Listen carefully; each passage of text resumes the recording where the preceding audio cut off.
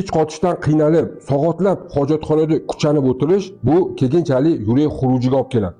Bundan qutulish uchun bor yo'g'i ichaklardagi mikrofloralarni, sog'lom mikroflorani tiklab berish kerak. Shu bilan ich qochishdan qutulasiz, sog'lom ichakligi bezara. Keyin dolixosigmi yosh bolalarga ayniqsa yoki kattalarda ichaklarning razmeri o'zini razmeriga keladi va juda ham mana shu ichaklardagi qon ketish yaralardan qutuladigan bitta zo'r usulni o'rgatib qo'yaman. Buning uchun bor yo'g'i kerak bo'ladi 1 stakan bekefir. Bekefir deb hamma biladi, bu sog'lom bakteriyalarga boy bo'ladi. Unga psilium 1 osh qoshiq, bu podorожники qipig'i.